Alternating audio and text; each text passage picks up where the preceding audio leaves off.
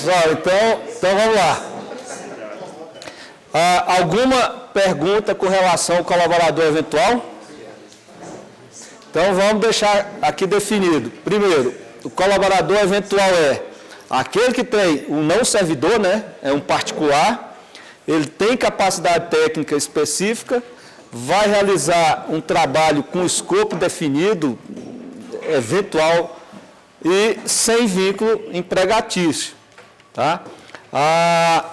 Ele recebe por esse serviço diária, né? Recebe, está lá no 5992 de 2006, né? Dizendo que ele vai receber, né? Ele será indenizado mediante a concessão de diária e essa diária tem que ser classificada como serviço, por isso cai lá na 36. Tá? Essa é a definição de colaborador eventual. O exemplo de colaborador eventual é um palestrante, por exemplo, vem, realiza o trabalho dele, vai embora. Alguém que participa de banca de avaliação, né, de mestrado, doutorado, ele vem, faz o trabalho, vai embora. E assim, algumas outras atividades aí que têm um escopo determinado, vem aqui, realiza, vai embora, e isso não afeta, quando ele se afasta, né, quando ele vai embora, não afeta a continuidade do serviço ali na instituição. Esse é o trabalho eventual. O quê? Eu falei do decreto 5992 de 2006. E lembrando também que o aposentado é também colaborador eventual. Dentro do grupo não servidor, nós temos também uma classificação de outros. Pessoal, outros aqui, a intenção é de incluir aqui aqueles colaboradores eventuais que não possuem documentos no país. A intenção é essa. Tanto é que, se você pagar diária nessa condição de outros, ele vai receber na natureza 36. Tá? Então, outros aqui também é colaborador, ele se enquadra na condição de colaborador eventual. Tá? E para atender aquelas situações em que a pessoa não tenha documento no país. Mais médicos é uma situação especial que ele não... É interessante, bom o seu comentário aí. O mais médico, por exemplo. Mais médico não é colaborador eventual e não é servidor. E não é terceirizado. Não tem documento no país, né? Não tem documento no país. E o interessante é que alguns têm e outros não têm. Sabia que tem... Aí ele não cai em lugar nenhum aqui. Teve que criar uma situação só para eles. Porque eles não podem ser considerados terceirizados, que não existe uma relação de contrato assim, dessa condição de terceirizado. Eles não podem ser colaboradores eventuais, porque eles vão ficar aqui 3 anos e mais 3 anos. Não podem ser colaboradores eventuais. Não são servidores, que não passaram no concurso público, não tem essa nomeação nessa condição. Eles se classificam numa outra situação aí. Seria o quê, então? É colaborador eventual. Mas não já tem já... Pois é, mas só para separar, aquele colaborador eventual que tem documento no país, você classifica ali como colaborador eventual, tá? Aquela outra situação que ele não tem, você coloca como outro. Um estrangeiro, por exemplo, tá? Mas aquele estrangeiro que vem e realiza o trabalho dele, né? Eventual realmente vai embora, tá?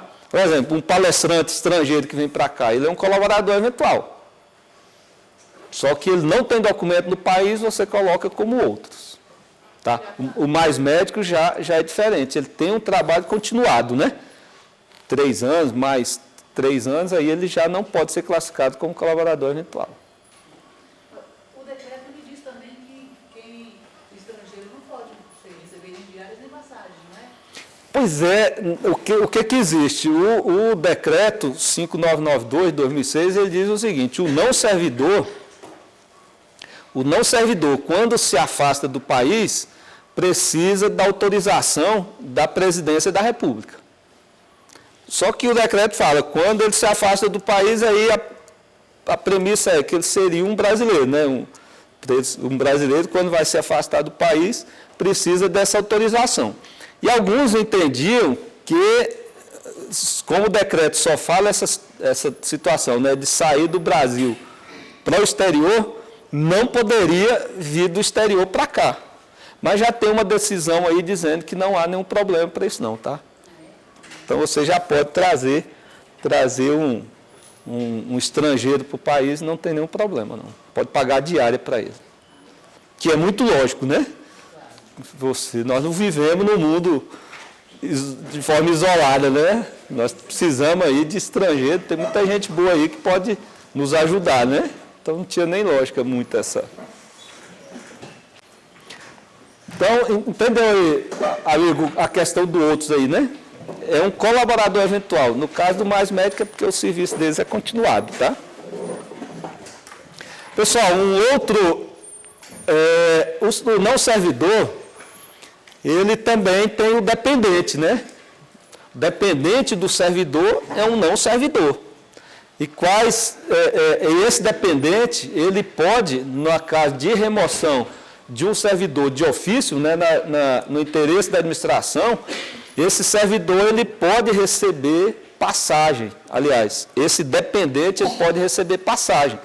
E a previsão está lá na 8.112 de 90, quando ele fala lá no artigo 53 sobre ajuda de custo, na remoção do servidor de ofício, tá? No interesse da administração pública. Aí ele diz lá, né, corre por conta da administração as despesas de transporte do servidor e de sua família, compreendendo passagem, bagagem e bens pessoais. Ou seja, na remoção de ofício do servidor, os seus dependentes podem receber passagem, tem direito a receber passagem, tá?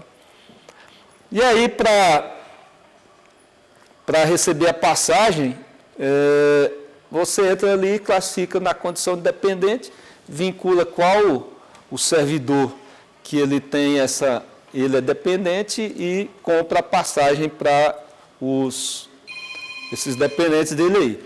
E aí, quando não optar, e aqui já é algo que não muito interessa para a gente, né? Mas se ele optar por não utilizar a passagem, né? Ele pode receber a passagem no mesmo valor, né? Acrescido de 20% por dependente que acompanha, né? Se ele falar, não quero receber a passagem aérea, não. Ele recebe o mesmo valor, mais 20% por dependente, tá? Se não, ele recebe a passagem aérea para esses dependentes aí. E aqui o decreto 4.004/2001 diz quem pode ser considerado dependente do servidor. O cônjuge ou companheiro legalmente equiparado, o filho em qualquer condição enteado, né? Que viva sob a guarda e sustento desse servidor, os pais, né? Que vivam às custas também desse servidor. Se maiores, né? Continuam dependentes, o filho inválido e aquele que estuda em universidade, né? Faz um curso de nível superior até 24 anos e que não tenha atividade remunerada. Se ele recebe alguma atividade remunerada, ele deixa de ser dependente. E interessante também, pouca gente sabe disso, que um empregado doméstico também, se comprovada essa condição dele, né, ele pode receber a passagem na condição de dependente do servidor. No caso, um filho do enteado. Sim, se enteado ele... Mas se o enteado já for maior de idade? Não, aí fica fora. Se enteado, aí entra na mesma condição. O enteado tem a mesma situação de um filho natural, né? Mas depois de maior, ele já, depois dos 24 anos... O filho dele não tem vínculo. Não, mas depois de 24 anos ele não recebe, não é mais dependente. Não, eu digo assim, o filho do enteado, por exemplo. O seu neto? Sim. Não, o neto aí não, aí é só o filho. É o seu filho. Mas se comprovar que... Não, aí também, se comprovar que está lá dependente, entra na mesma condição do filho, né? Aí entra na mesma condição do filho. Tá meio assim, ó. Filho de qualquer condição, enteado, bem assim, mediante autorização judicial. Se tiver nessa condição aí, pode ser. Tá? O seu neto, se tiver nessa condição, isso. Isso, se tiver nessa condição aqui, ele tem os mesmos direitos de um dependente natural.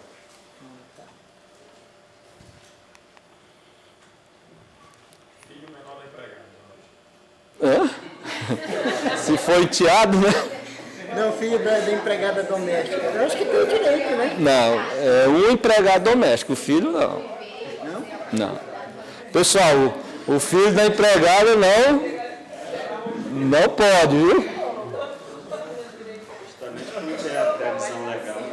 Não existe essa previsão legal. Com relação ao empregado doméstico, só um deles que pode receber a passagem, tá? Aí tem que olhar a condição, né?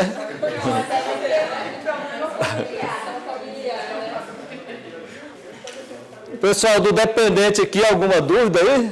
Então, são dependentes todos aqueles, né, que estão judicialmente ou naturalmente nessa condição, e até 24 anos, se tiver curso superior e não receba qualquer remuneração.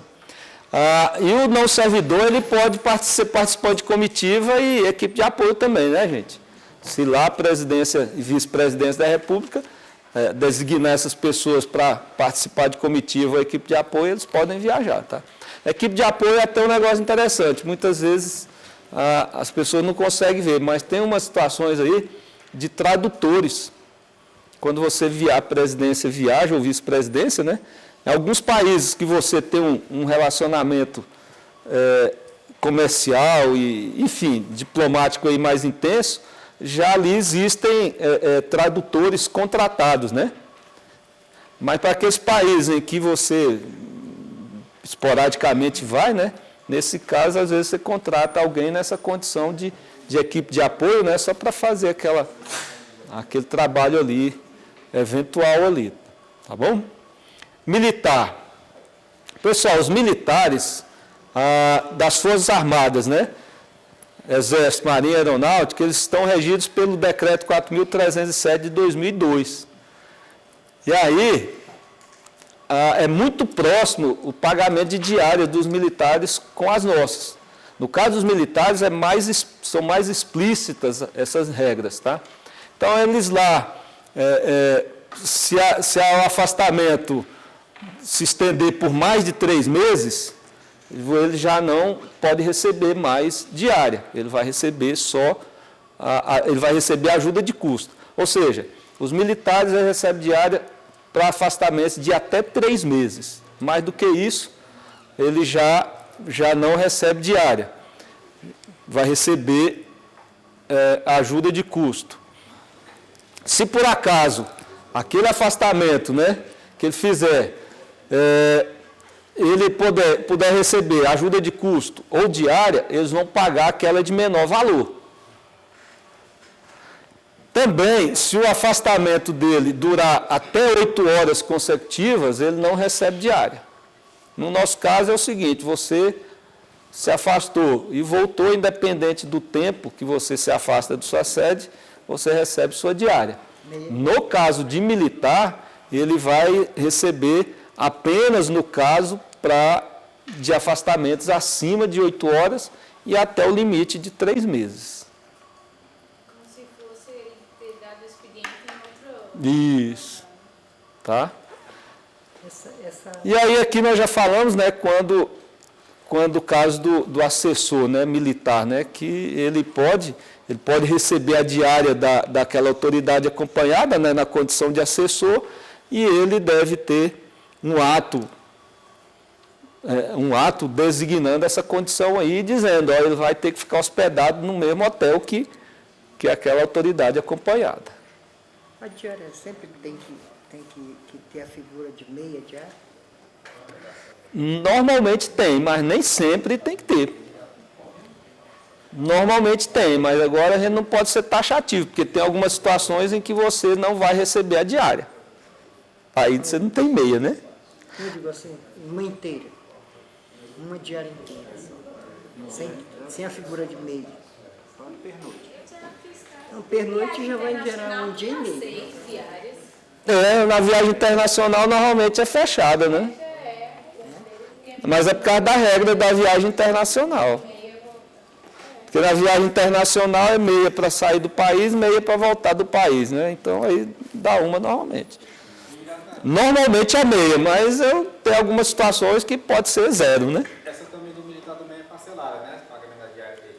Sim, aí ele. Isso. Tá, do militar então é isso, gente. Primeiro, ele recebe diária apenas se o afastamento durar mais que 8 horas e até 3 meses. Se nesse afastamento houver a possibilidade, né, de pagar ajuda de custo e pagar a diária, ele recebe a que for menor.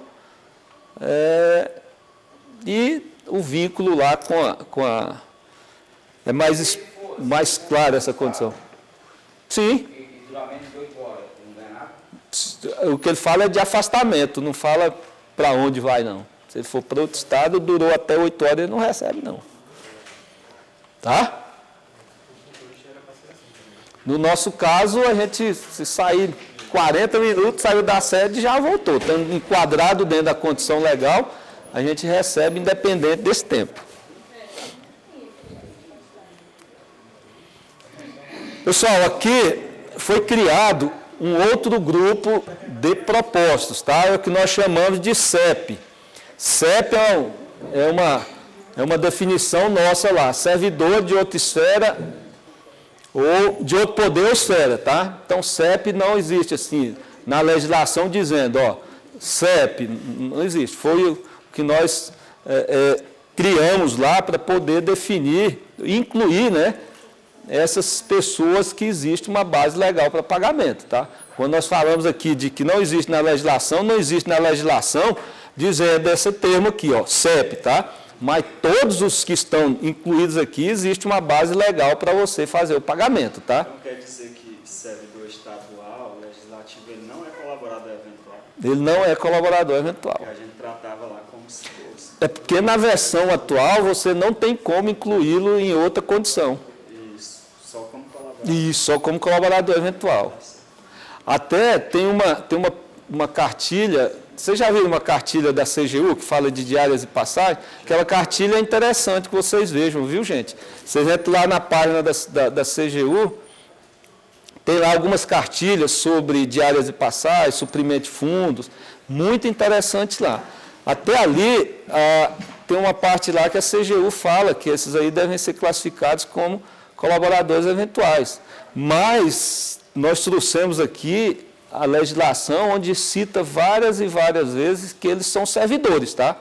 Então, por isso, nós colocamos nessa nova versão aí, eles vão ser classificados nessa condição de servidor e vão receber a diária na natureza 14, tá? Por exemplo, o MEC, ele tem uma legislação específica, né?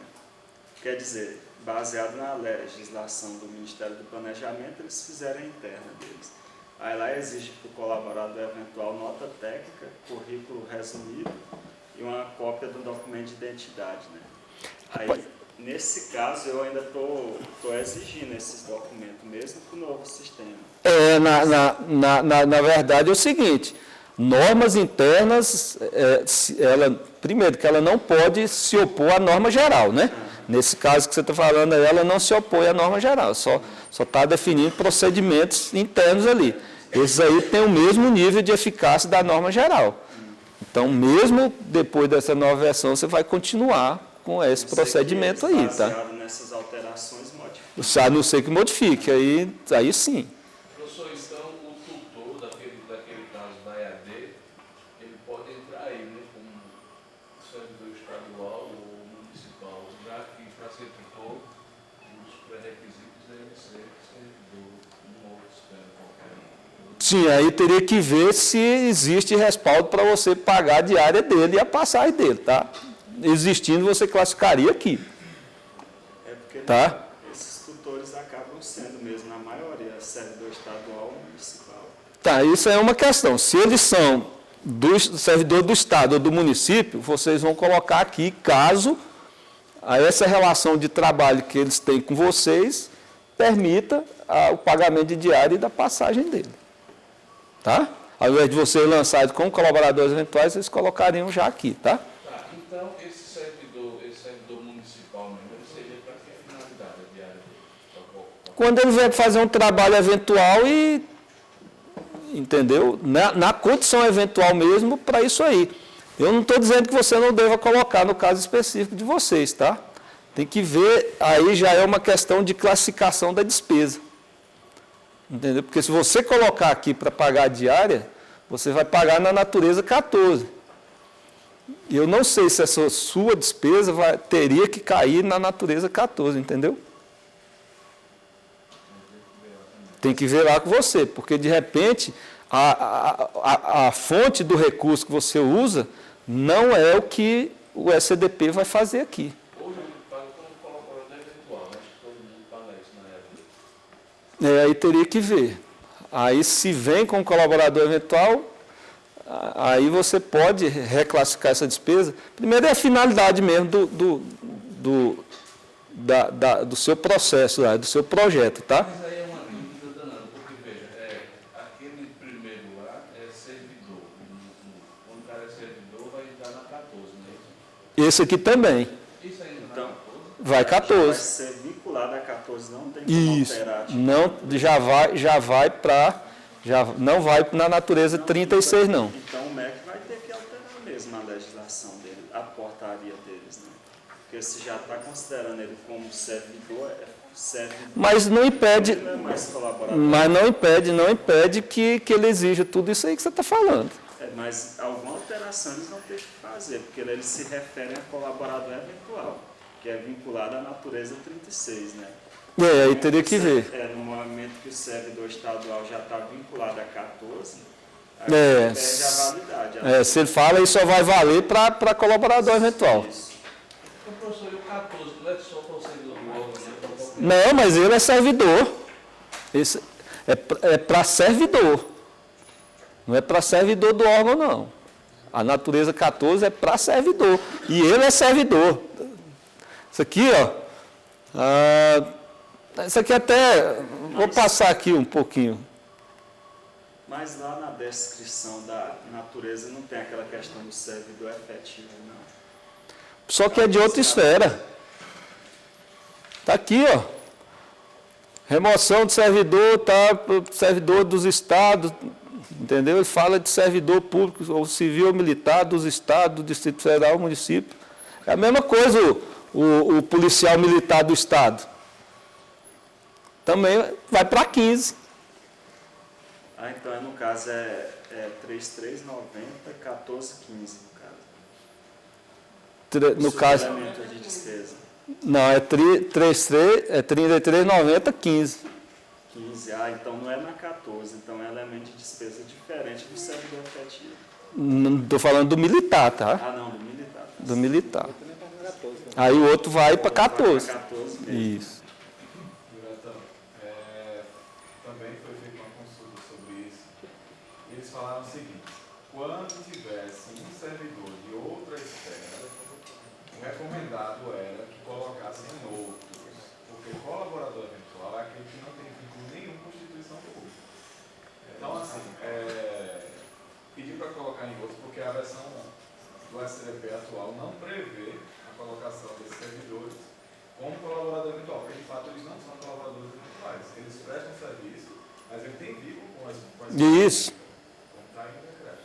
Entendeu? A grande questão que a gente tem que pensar é o seguinte: nós temos uma situação que é até esse ano que na versão atual não te permite fazer muita coisa. Aí você tem que começar a ajustar. Aí você coloca em outro, você coloca um colaborador eventual. Mas por quê? Porque o sistema não te permitia. Entendeu? Não te permite, na verdade, né? Agora, a partir de então, nós temos que repensar isso aí, de fato. Porque se nós vimos lá a definição de colaborador eventual, né? Colaborador eventual é aquele que não tem vínculo com a administração pública.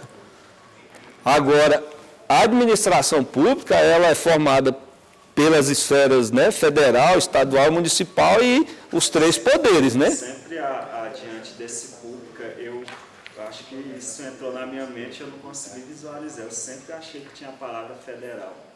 não tinha vínculo com a administração pública federal. Não, mas se você quiser voltar lá, Não, não precisa. Não. é sem vínculo com a administração pública, tá? Vamos até voltar rapidão lá.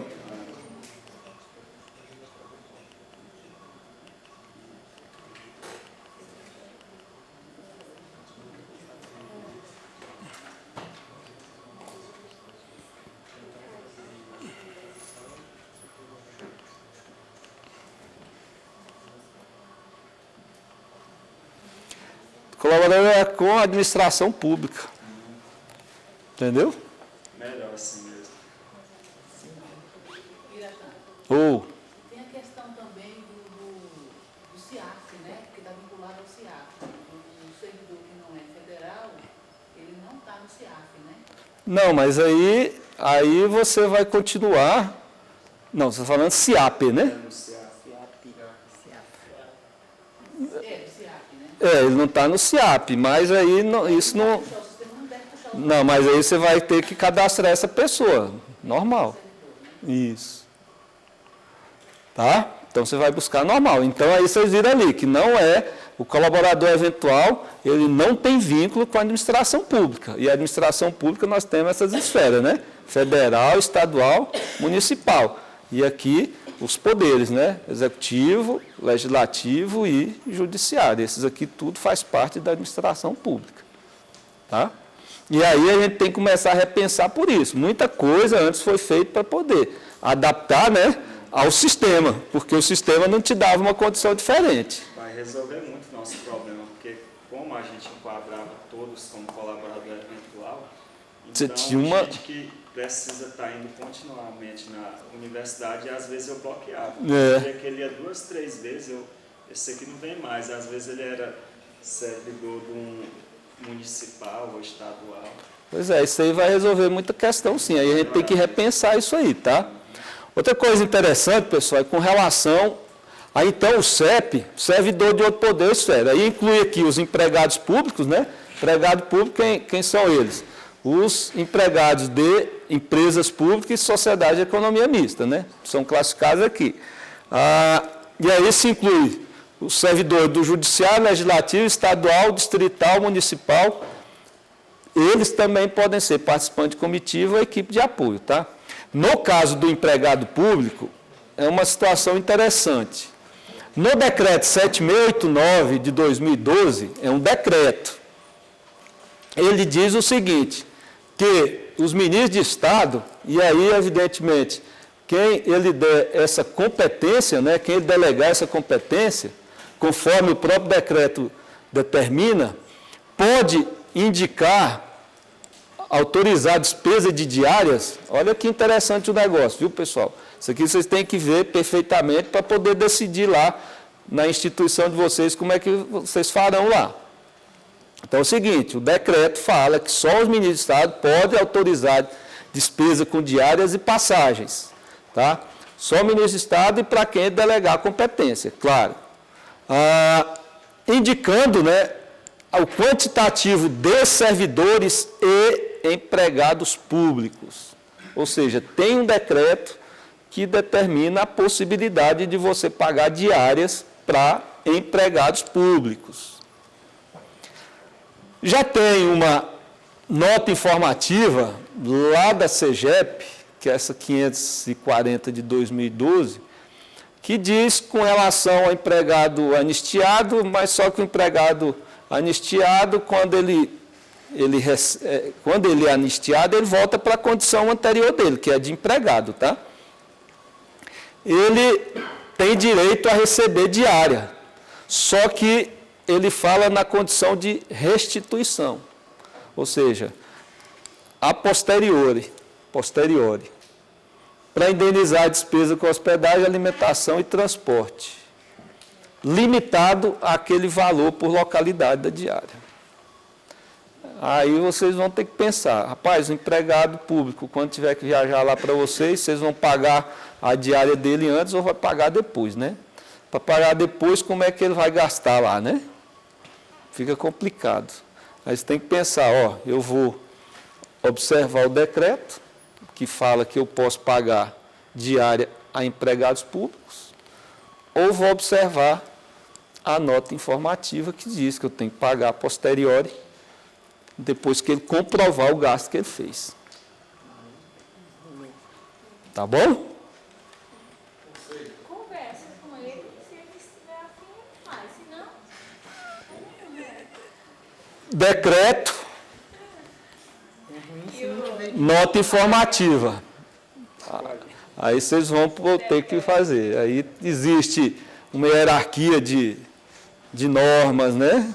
Tem a Constituição, que as normas infraconstitucionais têm que observar, tem as normas infraconstitucionais que as portarias têm que observar, e tem que observar também as notas técnicas, as notas... Entendeu? Aí, vocês vão ter que ver isso aí, tá? Mas, se você perguntar como é que está lá no SCDP está assim, ó. Se você chegar lá e pagar a diária para o empregado público, o SCDP vai permitir.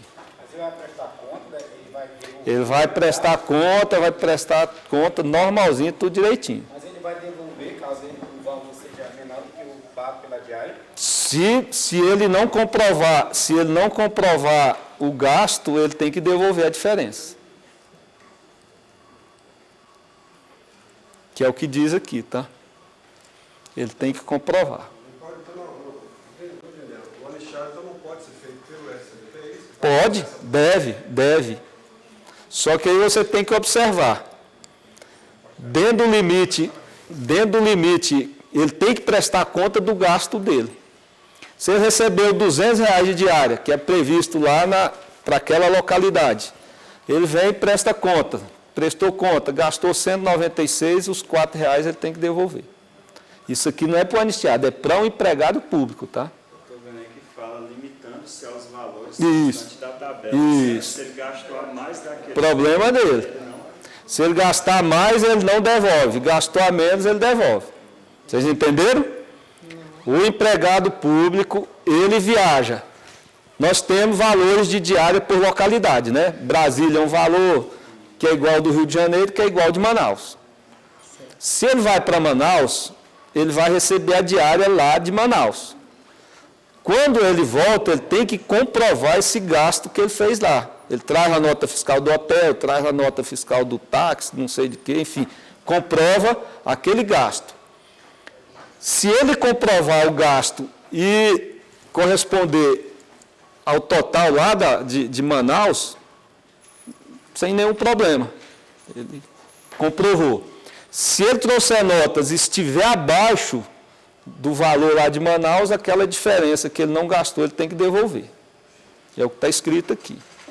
Ele não tem que fazer só relatório, então. Tem que comprovar, é o que está escrito aqui, ó. E os anistiados todos vão incluir também, né? Pois é, anistiado a gente tem que ter cuidado. Tá, não, mas aqui é porque está falando de anistiado de empregado público, mas tem anistiado de servidor, por exemplo. Aí ele é servidor, né? É porque nós somos empregados do anistiado lá. Não, empregado, veja bem, gente, o anistiado só significa o seguinte, ele saiu do serviço público e agora voltou, mas ele volta para a condição original dele, ele só recebeu uma anistia. Então, ter anistiado que era empregado público e voltou a ser empregado público, e ter anistiado que era servidor e voltou para servidor. Para servidor, o anistiado servidor, ele recebe como servidor normal. Só o empregado anistiado é que entra na condição de empregado. E aqui não é só o empregado, é também o empregado anistiado, é qualquer empregado público. Tá? Nós temos gente regido pela CLT lá. São esses. Para desse aí, né? São esses. Empregado público são aqueles regidos pela CLT. Então, nesse caso, ele não pode nem economizar, né? Eu não sei. Eu sei que ele tem que prestar conta. Tá? Aí, de novo, eu mostro aqui para vocês, ó. Tem um decreto e tem uma nota informativa. Teria que ver uma consulta aí, porque que não acompanhou o decreto, né?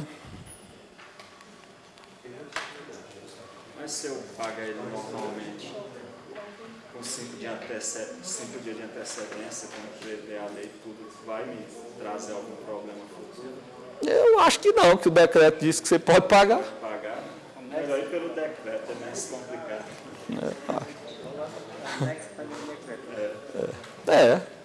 O decreto diz isso aí, tá? Pode conceder diárias, agora ele tem que prestar conta depois, tá? Então, ele vai ter que prestar conta, no caso, aí, se gastar menos, vai ter que devolver. Isso, se gastar menos, ele devolve. Mais não. A mais não. E nem recebe a mais, né? Está limitado no valor lá da diária daquela localidade. Não, é para empregado público. Torcer para não viajar, né? Com que é? Fala, Luciano. Aí a pessoa comprovou que gastou mais, está limitado no que vai ser. Isso, aí você não paga mais. Gastou a menos do valor da diária estabelecido para aquele destino, ele devolve. Gastou a mais. Mas agora vem uma dúvida, e quando que entra então aquele campo de despesa extras lá na prestação de conta? Aquele lá, mas aquele lá é para servidor, né? É só para servidor, né? Só para servidor. A gente vai chegar nesse assunto. Não chegar lá. Eu quero tirar essa dúvida. Com relação ao empregado público, entenderam aí? Pode pagar diária, está limitado ao valor daquela localidade de destino, ele presta conta, se gastou a menos, devolve a diferença. Mesmo ele sendo emprestado? Tem que ter, o emprestado, eu só entendo o seguinte, emprestado é aquele que está cedido. Se ele é cedido, ele é servidor, não é empregado. Ele está cedido, ele é servidor. Ele é servidor. Tá? Tem que ver essa condição, tá? Se ele está no órgão, ele é cedido. Se é cedido, ele tem que estar um cargo em comissão. Aí ele recebe como servidor. Agora a gente sabe também que tem por aí o cara que, um empregado, né, que está lá, né, trabalha no local, recebe pelo órgão de origem e trabalha aqui, né? Nesse caso aí, ele é empregado do mesmo jeito. Tem que ver a condição de você lá.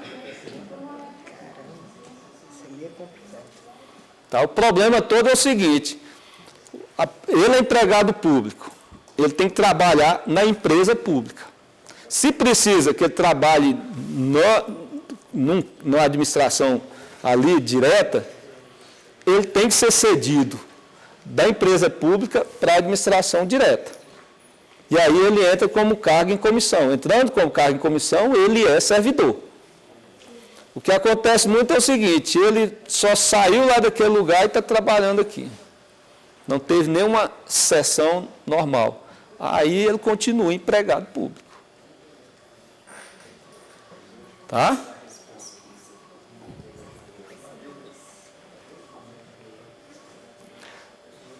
E aqui, pessoal, com relação à questão do servidor do Estado e do município, nós colocamos essas leis aqui só para mostrar para vocês que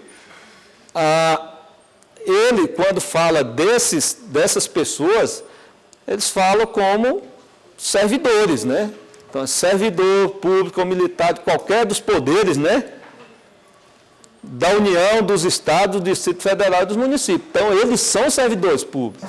Não podem ser considerados como colaboradores eventuais.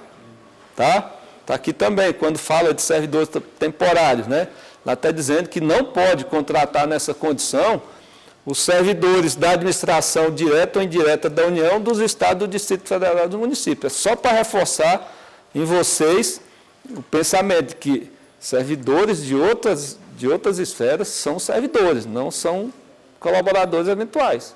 A definição de colaborador eventual exclui essas pessoas. Além de excluírem, a própria lei, né, já diz que eles são servidores. Tá? Então, nós temos que esquecer um pouquinho, usando essa nova versão, né, a condição de que antes a gente tinha que colocar essas pessoas como colaboradores eventuais, porque nós não tínhamos alternativa. Tá? Agora, já assim, nós vamos classificar cada um conforme a situação concreta deles, ou dele, né?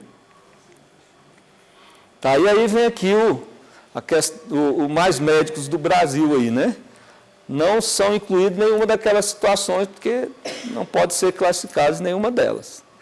Tá? não são colaboradores eventuais porque fazem trabalho continuado. Não são servidores porque não fizeram concurso, não tem cargo em comissão. Então, criou-se o grupo, né, mais médico e médico independente, né, que conforme essa lei 12.871, né, de 2013, que isso aí é a medida provisória, né, foi convertida nessa lei aí, ela fala dessa condição aí. E aí, para custear a despesa com o deslocamento dos médicos e seus dependentes. E quem faz, por enquanto, esse trabalho aí é a Secretaria de Gestão do Trabalho e Educação da Saúde lá do Ministério da Saúde, tá? Não vejo ainda um outro órgão que possa fazer isso, né? E não vi ainda nenhuma instrução deles, né, no sentido de qualquer uma outra instituição possa conceder passagem para esses médicos aí. Alguma dúvida aí na questão dos tipos, grupos de propostas? Tá bom? Fiquei feliz, viu, gente? Tá, então bora lá. Agora nós vamos, na sequência aí, o que nós fizemos? Nós definimos quem é que pode trabalhar no perfil solicitante, definimos como é que esse solicitante vai incluir cada pessoa que vai viajar, né? Ou se na condição de servidor, colaborador eventual, o CEP militar, nós definimos essa condição e já incluímos essa pessoa aí. Depois que nós incluímos essas pessoas, existem algumas características da pessoa que nós temos que observar. Uma delas é se essa pessoa ela possui necessidade especial ou não. E aí, essa pessoa que tem necessidade especial e que é servidor, o decreto 5992 de 2006, ele fala de servidor, ele pode indicar um acompanhante nos afastamentos a serviço que ele faça. Tá? Então, o servidor que tenha necessidade especial, ele pode indicar um acompanhante nos seus afastamentos a serviço. Tá? Esse acompanhante pode ser um outro servidor ou então um colaborador eventual. Quem é que vai definir? Aquele servidor que tem a necessidade especial. Ele é que sabe quem melhor atende a necessidade dele. Tá? Ele indica um servidor ou não servidor. Tá? Aqui poderá indicar fornecendo, caso a pessoa indicada não tenha vínculo com a administração pública federal direta, autárquica e fundacional. Por que aqui agora ele já cita essa condição aí? Porque o decreto já fala de servidor, tá? Beleza? Não é aquela outra do colaborador eventual. Aqui é um servidor da administração pública federal direta, das fundações e autarquias, é que pode indicar um outro servidor ou então um colaborador eventual. Para ele indicar essa pessoa sem vínculo, ele tem que... Só falar quem é. Não, só tem que falar, ó, quem vai me acompanhar é tal pessoa. Não precisa justificar, não precisa nada, não. A justificativa que tem que ter é uma perícia médica que tem que ser feita, tá? E aí, pessoal, esse servidor, ele precisa passar por uma perícia médica para poder indicar o acompanhante, tá? Está dizendo lá, ó. O acompanhante, né, é um servidor ou colaborador eventual que acompanhar com um servidor com deficiência em deslocamento. Esse acompanhante recebe a mesma diária do acompanhado, portanto, nós temos que primeiro, né, então, lá no SCDP, já operacionalmente falando, nós temos que primeiro, então, cadastrar o afastamento da pessoa que tem a necessidade especial, para depois eu cadastrar do acompanhante, porque o cadastro coloca lá os dados do acompanhante, o SCDP já busca aquela viagem para a gente, não precisa eu fazer uma outra, né? Porque ele vincula, né? Isso. Do acompanhado. E é lógico, senão como é que a pessoa vai ajudar, né? Tá? Aí ele recebe a mesma diária daquele servidor que tem a necessidade especial. Tem que ter uma perícia oficial, tá? E aí a perícia tem que ser feita pelo serviço público, né? de saúde, não pode ser lá um médico particular. Ela tem um tempo de validade de 5 anos, pode ser revalidada a quantas vezes forem necessárias, mas ela tem esse tempo aí, né? E acompanhar aluno. Servidor, aluno não é servidor. Tá? Isso aqui está bem claro, ó, que acompanhar servidor. Você pode até falar assim, mas e os não servidores? Tá? A gente imagina que poderia ter contemplado também, né? Mas o decreto é bastante claro. Tá? Então, entender, né? Então, o servidor que tem necessidade especial, que é portador de necessidade especial, feita a perícia médica que defina que ele tem realmente direito a um acompanhante, ele pode indicar, e quem vai indicar é o servidor, um colaborador eventual ou um outro servidor, para acompanhá-lo nesses afastamentos a serviço. E acompanhando, ele tem direito a receber, esse acompanhante vai receber a diária do acompanhado e precisa dessa perícia médica aí. Beleza? Aqueles servidores que têm carga em comissão ou função de confiança, eles podem receber, conforme a legislação, a diária do cargo em comissão ou do cargo efetivo que ele tiver. O SCDP traz, por padrão, aquela de maior valor, mas é possível você alterar e escolher uma outra, tá? Ele pode fazer essa opção, tá? Em receber o valor para o cargo efetivo ou a do cargo comissionado ou função de confiança. Agora é engraçado, para quem tem FG, ele traz ali no cargo em comissão já, mas na hora que você vai encaminhar, aí o sistema dá um alerta lá, aí você tem que marcar do cargo. Quer ver volta dele? Não é porque...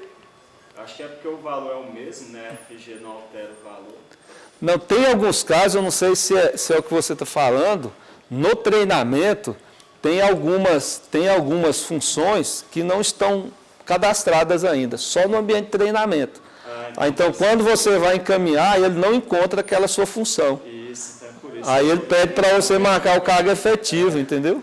Então é isso mesmo, é porque eu estou dando treinamento para o pessoal, aí eu faço no meu CPF, aí tem FG.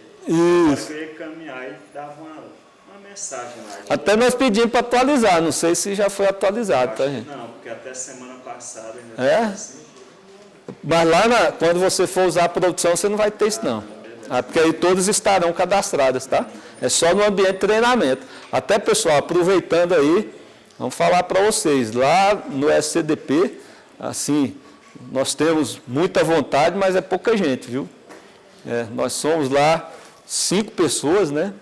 Para cuidar dos atendimentos do Brasil todo, dessa nova versão, então tem muita coisinha assim que precisa ainda ser atualizado, tá? Então, normalmente o que a gente faz é o seguinte, cadastra, deu um probleminha, a gente vai lá e cadastra, porque a gente não consegue fazer tudo de uma vez não, né? Até quando vocês usarem essa nova versão, vocês perceberão alguns errinhos ali, né?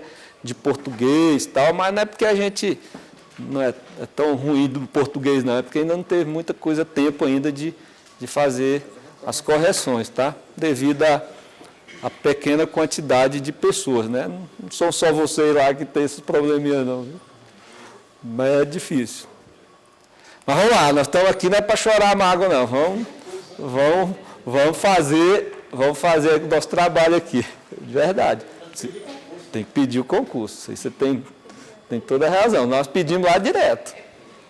Eu mando meu e-mail lá e eu falo, ó, tem pouca gente, isso aí eu faço. Porque senão amanhã, eles podem perguntar, por que vocês fizeram assim? Fizemos assim porque nós não temos pessoas suficientes para isso aí. É até uma questão que pode implicar, já que nós estamos falando em legislação, pode implicar em questões legais. Porque imagina um sistema desse porte, né, com esse detalhamento que vocês estão vendo aí, a responsabilidade que é de uma equipe, né, de chegar e disponibilizar para vocês depois utilizarem aí. A responsabilidade é muito grande. Então, nós temos que nos precaver também disso aí. E podem ter certeza que eu já mandei alguns e-mails dizendo, ó, tem pouca gente, nós não precisamos mais gente. Porque aí eu fico resguardado, né, de algum problema à frente. Não é por isso que eu deixo de cumprir e tento e procuro de toda forma cumprir a minha obrigação. Mas a gente é humano e pode ter essas falhas aí, né? Mas vamos lá. Reunião de colegiado. Pessoal, participantes de colegiados, eles recebem diária, né? Vocês viram lá quando nós falamos lá do colaborador eventual, ele fala que recebe diárias tanto para prestação de serviço, né, quanto em reuniões de colegiados. Os colaboradores recebem diária para isso também. E é nesse caso que o aluno deixa de ser aluno, passa a ser um membro de colegiado.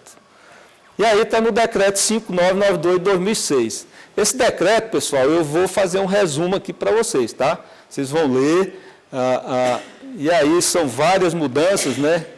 Foi incluído pelo 6907 de 2009, depois tem lá o 7028 de 2009, né? Que fez essas mudanças. São vários slides aí, então eu vou fazer um resumo aqui para vocês. O participante de colegiado, quando servidor, ele recebe a diária do próprio cargo, tanto do cargo efetivo quanto do cargo em comissão. Aí ele vai pelo maior. Quando é um não servidor da administração federal, direta, fundação e autarquia, ele vai receber a diária conforme a norma que criou o colegiado.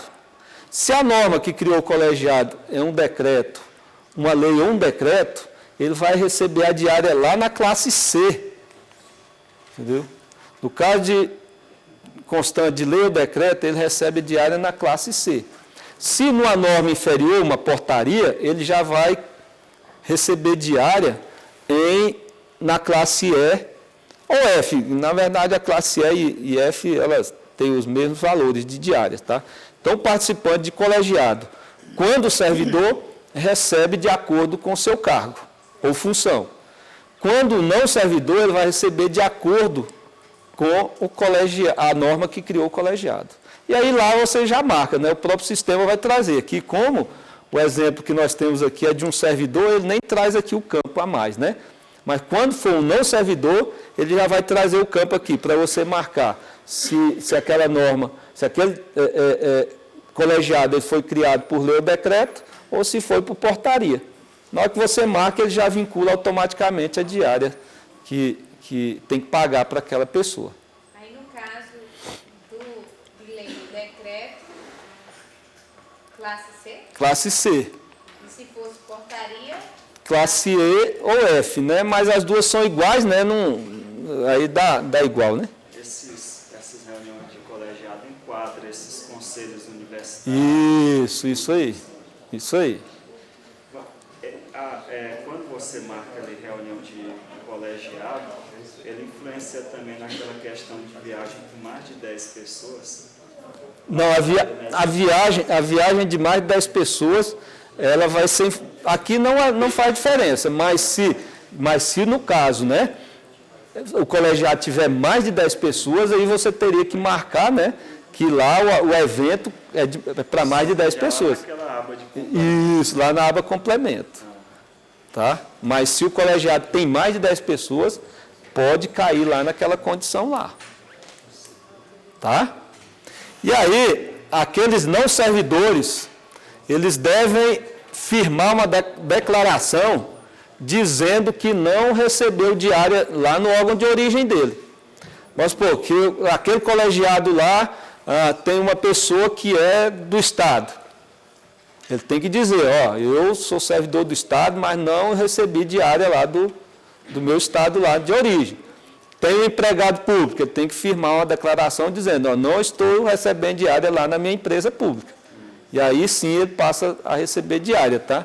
E aí, observar essas condições aqui, o interesse declarado pelo ministro do Estado de que ele é necessária a presença dele ali, lógico.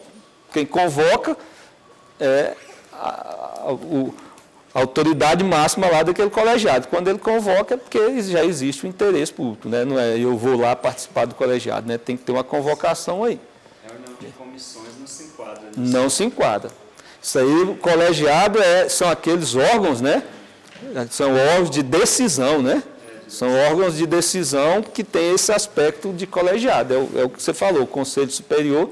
E aí vários ministérios têm esse, já instituído, né? Por lei, e às vezes tem alguns que é por portaria, definido, mas são órgãos de decisão. Mas aí, nesse caso, a diária que ele paga para a pessoa, por exemplo, do Estado, ele vai pagar no valor da diária? É a nossa diária, tá? É essa diária aqui, ó, que cai na classe C, tá? Quer dizer, a depender da norma que criou o colegiado. Ou na classe C ou na classe E. Aí vai depender de onde é que existe aquele colegiado, né? Mas se ele bancar o esperto... Não, ele não pode bancar o esperto, não. Ele não pode bancar o Aquela diária esperto. para ele é menos vantajosa. Ele não pode bancar o esperto. Ele vai para um local que existe um colegiado e só tem um valor de diária para ele. Ele bancando o esperto ou menos esperto, ele vai receber o mesmo valor. Não tem como bancar esperto, não. No caso do aluno servidor, se ele vai ser inserido como aluno, ele espera Aí ele é aluno. Quer dizer, um servidor que estuda numa faculdade que foi escolhido como representante dos estudantes lá no conselho. Naquela hora ele é aluno. Quer dizer, é um membro, né, do colegiado, na condição de aluno, não é de servidor, não. Aí qual seria a classe? Pois é, isso aí, até nunca tinha pensado nisso aí, não. O SCDP... Não, mas aí você não pode colocar. Até se é um servidor, ele vai buscar no CIAP, aí vocês teriam que pagar para ele. Não, mas aí... Pois é, porque quando você coloca lá, ele busca no CIAP, ele não deixa você colocar diferente, né? Ele vai trazer no cargo, mas ali ele não é servidor. Teria que pagar. Mas você teria que pagar a diferença para ele ir lá na... Teria que pagar a diferença lá na prestação de conta para ele. Só uma última dúvida aqui. Para você marcar essa opção reunião de colegiado, vai fazer diferença quando não for servidor, porque aí vai determinar a classe da diária dele. Agora, se for servidor e eu esquecer de marcar, não vai influenciar em nada? Não influencia em nada. Nada, né? Nada. Agora a situação deles é diferente, porque naquela hora ele não é servidor. Naquela hora ele não é servidor. Ele está... Hã? O sistema nem aceita porque vai... Aí o que vai acontecer? Na hora que você colocar o CPF dele, ele vai buscar no cargo, né? Mas se por acaso a diária for diferente, vocês teriam que pagar a diferença para ele lá na prestação de contas. Porque naquela hora ele não é servidor. Ele é um aluno. E como um aluno também não deixa de ser aluno e para ser colaborador nesse caso. Isso, não deixa de ser colaborador, ele não pode ser colaborador. É um negócio que a gente não tinha pensado, né? Entendeu? Mas é porque na época nós não pensamos nessa situação, senão teria que ter assim um lugarzinho dizendo, né? Servidor, mas é aluno, né? Aí abrir para ele classificar na classe C ou E, né? Até depois vou anotar para ver isso aí. Porque é uma situação bem específica, né? Que ele é nessa hora ele não é servidor, ele é aluno. Mas entenderam então, né? Então, no caso específico de vocês, ele não deixa mudar a diária dele, mas aí teria que pagar a diferença para ele lá na prestação de contas. Se tiver diferença, tá? Certo? Membro de colegiado, tranquilo aí? Eu não vi um muito tranquilo de vocês, não. O membro do colegiado, quando ele é designado para uma comissão, aí ele pode receber também? Não, são situações diferentes, gente. O servidor se afasta, ele é servidor, tá? Agora, quando ele vai para uma reunião de um órgão colegiado com poder de decisão, se ele vai na condição de servidor, ele recebe a diária de servidor. Porque lá naquele colegiado, porque quando você cria o colegiado, ele define lá, ó, desse colegiado vai participar membro do Ministério, bora pensar lá, membro do Ministério da Agricultura, membro do Ministério do Planejamento, não sei quem, ele já define quem são as pessoas que são participantes desse colegiado. Agora, ele vai para uma comissão, igual o colega perguntou, não é colegiado. O colegiado tem que ser instituído por lei com essa finalidade, é um órgão de decisão. É um órgão deliberativo, é o Conselho Superior de vocês, por exemplo. Esse é um órgão colegiado. Agora ele vai participar de uma comissão de sindicância, por exemplo. Não é um órgão colegiado. Aí ele vai receber a diária desse servidor mesmo. Agora, se a comissão é uma atividade colegiada, Não. Se é uma atividade de colegiado, também não recebe.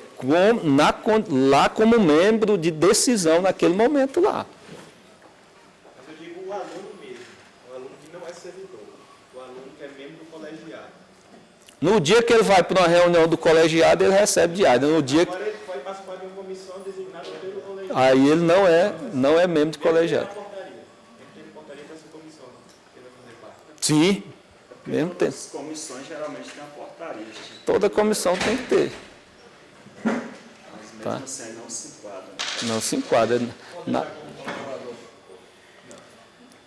Lá nessa comissão, ele tem que entrar. Foi formada a comissão para participar, aí ele receberia como colaborador. Aí ele tem que receber, porque ele vai prestar um serviço, né? Aí, nesse caso, foi indicado para ele prestar um serviço. Na verdade, ali ele não é aluno naquela hora também, né? Hã? Para poder ser um membro da comissão. Né? Ali ele não é aluno. O aluno, assim, é importante a gente definir. Quando a gente fala aluno, são aquelas atividades dele se instruir, dele se capacitar, dele estudar, na verdade, tá? Agora, em outras situações, ele pode receber a diária. Se ele for prestar um serviço, aí ele deixa de ser aluno, né? Porque, nesse caso, ele está prestando um serviço nessa comissão aí que foi instituída, né? A gente tem que separar bem uma coisa e outra. Beleza? Então, vamos lá. Auxílio alimentação e auxílio transporte. Pessoal, as normas que criaram a indenização, auxílio alimentação e auxílio transporte, elas definiram que esses valores eles devem ser descontados da diária. Tá? Quando, no caso da Lei 8.460 de 92, que criou a indenização do auxílio alimentação, ele fala que a diária sofrerá um desconto correspondente ao auxílio alimentação. Assim mesmo, essa medida provisória 2.165 de 2001 diz que a diária sofrerão desconto correspondente ao auxílio transporte. Tá? Então, quando eu me afasto, eu tenho que receber, tenho que descontar da diária essas indenizações. Por que eu desconto? Se eu me afastei, eu não estou usando nem o vale transporte, nem o auxílio alimentação. Por que eu vou ser indenizado por aquilo que eu não gastei, né? E aí, aqui é importante a gente observar bem a finalidade de um e de outro.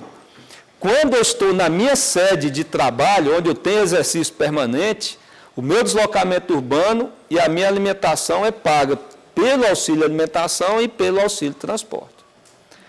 Quando eu me afasto da sede, da minha sede, onde eu tenho atividade permanente, essas indenizações são pagas pela diária. Então, eu não posso, e aí muita gente tenta justificar o não pagamento de diária porque está pagando auxílio alimentação ou auxílio transporte para ele. Ah, mas ele só vai lá e volta, vai no carro oficial e não vai gastar nada, então eu não vou pagar a diária para ele, não. Vou pagar, ele já está recebendo auxílio alimentação e auxílio transporte, então não vou pagar a diária para ele. Não pode, porque senão você desvia a finalidade de cada uma dessas indenizações. E aí você começa a desviar, você começa a impactar isso lá no teu recurso lá na lei orçamentária lá, né? Porque está lá dizendo, ó, para você pagar auxílio alimentação e transporte, você tem um recurso específico para ele. Quando eu me afasto da sede, eu tenho outro recurso para aquilo ali. Eu não posso, entendeu, misturar o que é a finalidade legal de cada uma dessas indenizações. Então, me afastei da sede permanente de trabalho, existindo os requisitos para pagamento da diária, eu pago diária e desconto da diária o auxílio alimentação e o auxílio transporte. Mas eu pago a diária para ele. Tá? Então, isso aí é muito importante vocês fazerem essa distinção para poderem entender lá quando é que eu pago diária e quando é que eu não pago.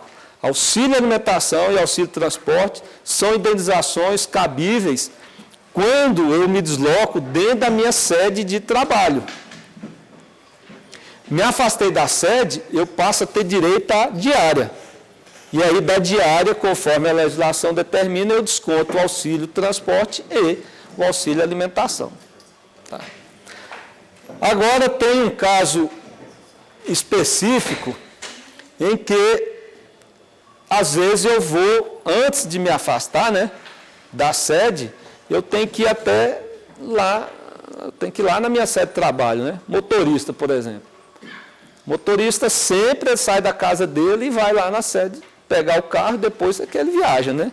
Então, nesse dia que ele usa o veículo, ou qualquer outro servidor que faça esse deslocamento, nesse dia não pode descontar o auxílio de transporte dele. Nessa versão atual, desconta e nós tínhamos que devolver lá na prestação de contas. Na nova versão, nós vamos ver mais à frente que lá tem um campo que a gente marca se é para descontar ou não descontar. No primeiro e no último dia, o auxílio de transporte dele. Certinho? Mas se, por acaso, o servidor, por necessidade de serviço, ele foi até a sede de trabalho, isso acontece no primeiro e no último dia, só pode acontecer nesses dias. Se ele fez esse deslocamento até a sede de trabalho, não é devido o desconto do auxílio de transporte da diária. Aí, na nova versão, você tem um campo lá que marca e aí não desconta. Mas ele tem que comprovar que fez esse deslocamento da sede. O que a instituição é que define. Eu não consigo enxergar essa necessidade de prova. Porque a instituição é que vai dizer, ó, você vai viajar às 16 horas, então você tem que vir trabalhar de manhã. Mas é que nem você falou, às vezes a viagem é logo cedo, mas o local de saída, vamos supor, de veículo oficial é lá na sede. Na sede aí ele vai ter que ir lá, então você já sabe disso, né? Você vai se basear, no caso, pelo documento. Exatamente, exatamente. Se por acaso, você vai logo de manhã e vai pegar um ônibus, um avião, né? Ele não vai lá na sede de trabalho, ele já vai direto para o aeroporto, já desconta, né? O veículo oficial ele vai ter que vir para a sede, porque o veículo oficial não pode ir na casa dele, né? Tá bom? Mas ele pode levar o carro no dia anterior, né? Eu saí de madrugada, por exemplo. Se ele levou e ele não foi na sede, aí desconta. Aí tem que ver as situações que pode levar, enfim, tem que analisar caso a caso, tá? Se ele não usou, o importante é a gente saber o seguinte, se ele não usou o auxílio de transporte, tem que descontar. Se usou, não é para descontar. Pessoal, e aqui nós vamos falar então, já falamos então dessas situações, vamos falar de diária. E aí nós falamos bem claro o que é o auxílio de transporte e o auxílio alimentação. A diária é quando eu me afasto da minha sede de trabalho. Por regra, a diária vem... O pagamento da diária é integral, por regra. Tá? Eu me afastei, pagamento por regra é integral, e é o que representa aqui o 100%. Tá? E aí deixo claro para vocês, quando nós colocamos 0%, não significa que eu não estou recebendo diária. Só significa que eu não estou recebendo diária em dinheiro. Porque eu me afasto, eu vou ter que me alimentar, né? Vou ter que me hospedar, eu vou ter deslocamento urbano. Só significa o seguinte, alguém está fornecendo para aquele servidor as despesas relativas à diária. Ou seja, quando nós escutarmos então diária, na verdade a gente tem que escutar deslocamento urbano, hospedagem e alimentação. É que nós consolidamos isso tudo na palavrinha diária. mas são indenizações relativas a alimentação, deslocamento e hospedagem. Quando eu coloco aqui 0%, significa tão somente o seguinte: a minha instituição não está pagando, alguém está fornecendo essas despesas para ele. Tá? Ou uma outra instituição, ou no evento já foi contratado, incluindo isso aí, enfim, depende da situação. Tá? Então, por regra, a minha indenização é de 100% quando eu falo de diárias. E aí é o seguinte, a 8.102/90, ela fala, ó, o servidor que a serviço se afastar da sede, ele faz jus à diária se o afastamento é eventual ou transitório. Então, se o afastamento é eventual ou transitório, nós já eliminamos um tipo de afastamento que eu não pago, ou já criamos, né, um tipo de afastamento que eu não pago diária, que são os afastamentos permanentes. E aí é uma das situações em que eu não pago diária. Afastamentos permanentes eu não pago diária. Eu pago ajuda de custo para ele. Tá? Então, o primeiro requisito aí para pagamento de diária, 2, né, na verdade, que é o afastamento a serviço, de caráter eventual ou transitório. E ele vai indenizar as despesas com pousada, alimentação e locomoção urbana. Tá? A diária é por dia de afastamento. Se é por dia de afastamento, eu comecei a me afastar da sede, eu já começo a ter direito a receber diária. Portanto, o meu deslocamento até o local de trabalho e a minha volta até a sede também se inclui nessa condição aí. Tá? Ainda bem que não precisa comprovar, né? Tá? Agora, ficou definido o que é diária. E, por regra, o 100%. Agora, existem algumas exceções. E aí, o regulamento dessas exceções é o decreto 5992 de 2006, em que ele fala o seguinte, que a diária será paga pela metade, nesses casos aqui, quando o afastamento não exigir pernoite fora da sede. E aí, vamos fazer aquela referência ao 100%. Se é para pagar alimentação, locomoção urbana e hospedagem, se eu não tenho pernoite fora da sede, eu não tenho hospedagem. Por isso, eu recebo pela metade. Tá? No dia do retorno na sede de serviço, no dia do meu retorno, eu também não tenho hospedagem, então eu recebo pela metade. Tá? Não, mas aí está dizendo que não. No caso do servidor, que ele se desloca e ele fica hospedado na universidade, acompanhando alunos. É considerado aí como alojamento, sendo que um alojamento em si, isso é uma sala de aula, vamos supor. É preparado na sala de aula para receber esse servidor. Rapaz, o que a legislação fala? Tem que ser um local com essa finalidade de se hospedar. Entendeu?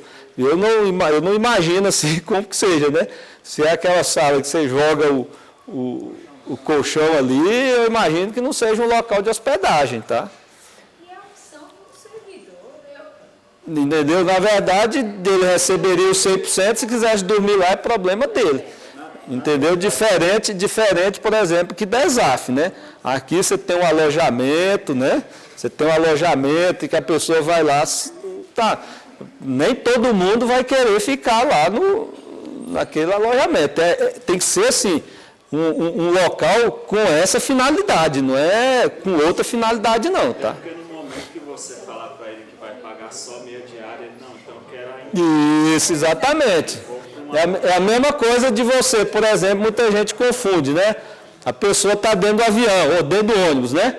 Sai lá de Manaus e vem para não sei aonde, demora 3 dias dentro do ônibus. O cara fala, você está dentro do ônibus, não está gastando com hotel, não está gastando com nada, então eu vou te pagar 50%. Aí o cara fala, para o ônibus que eu vou para o hotel. Então tem que ter essa finalidade de hospedagem aí, tá?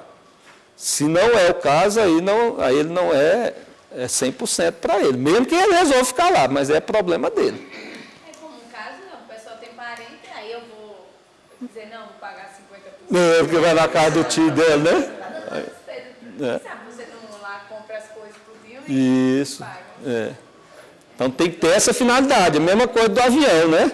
Ah, mas ele fica no avião, não gasta nada, ó, então manda o piloto, ó, para aí que eu quero um hotel aí, né? Aí é direito dele, ó. E no caso de alojamento militar? Aí alojamento militar já tem essa finalidade também, né? Mas ele não é hotel, né? Não, mas os militares ali é um alojamento, aqui mesmo na ESAF não é um hotel.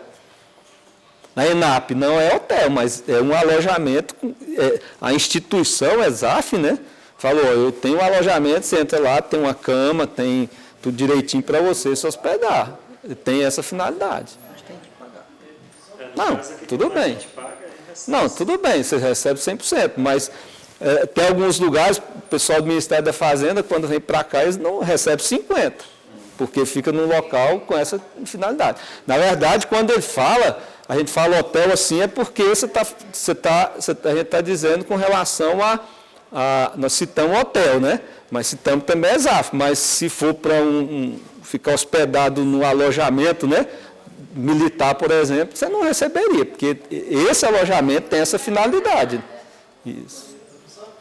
Às vezes chega para mim, né, situações de professores, né, solicitarem, no caso, o pedido de diárias, né, fazem solicitações diárias para participação de congresso, alguma coisa. Só que o que acontece é que muitas vezes antes de me consultar, tem recurso, tem tudo para poder pagar a passagem dele também. Só que aí o cara compra a passagem e pede a diária. Aí eu queria saber qual é o procedimento, se isso pode, se não pode, qual é o período que eu pago diária para isso, é só o tempo do evento, se pega a partir da saída dele da cidade. Veja bem, primeira coisa, ele tem que se afastar no interesse da administração pública, lá da sua instituição. Ele vai lá porque a sua instituição quer que ele vá, está no interesse da administração. Eu tenho isso como requisito. Se é isso, quem tem que comprar é a administração pública por meio lá da agência contratada, porque toda prestação de serviço, né, tem que passar por um processo de licitação e aí sim aquela contratada que vai fornecer. Está lá na portaria 505 de 2009. Então, o bilhete, está escrito lá, né? O bilhete deve ser fornecido pela agência contratada. O período de pagamento de diária é do momento que ele saiu da sua sede até o momento que ele voltou à sede. E se ele tiver comprado a passagem? Problema dele. Mas aí ele vai receber a diária? Ele vai receber a diária. Agora eu não consigo imaginar, é o seguinte, como é que vocês vão justificar, né, você pagar a diária sem fornecer para ele a passagem, né? Pois é, como a gente justifica lá, quando acontece esse tipo de situação, a gente já fez várias reuniões, explicou para eles que eles não precisam comprar passagem, mas o que acontece é que às vezes vai para o assento da direção do instituto, né, e demora um pouquinho. Aí o professor fica com medo de não sair, aí ele já compra pelo menos a passagem dele logo. Isso é complicado, bicho. Aí ele compra, Isso aí, a legislação, o grande problema é que a legislação não prevê essa demora, ele não prevê que o professor pense que o outro não vai comprar, então não está escrito. O que a legislação diz é o seguinte, que quem tem que comprar é a instituição, tem que ser cumprido aqueles prazos, entendeu? E tem que ser por meio da agência contratada. Agora, se não cumpre isso... Quando acontece esse tipo de coisa, né, vai compondo o processo, o aceite do congresso, o resumo do trabalho, e quando ele retorna também, ele traz certificado. Então, é através disso que é comprovado que ele participou do evento para fazer as diárias. Só que aí, no caso, não tem como fazer o cálculo, né? É isso que eu queria saber. Se ele está indo com a diária, e como ele não comprou passagem como a instituição não foi que comprou a passagem dele, eu queria saber se ele faz jus a todo aquele período, ou somente ao período do evento. Não, ele faz jus, é porque eu não consigo dar uma resposta para você dessa maneira, não. Eu não consigo dar uma resposta para você do jeito que você está me perguntando, não.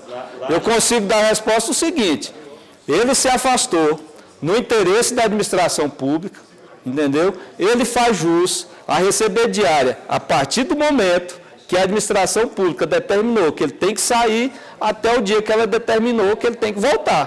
Se ela determinou que ele vai ficar 2 dias lá, 3 dias lá, ele vai receber 2, 3 dias. Se ele ficar 5, ele não vai receber esses 2 dias a mais. E muito mais do que isso, quando ele voltar tem que descontar o dia dele.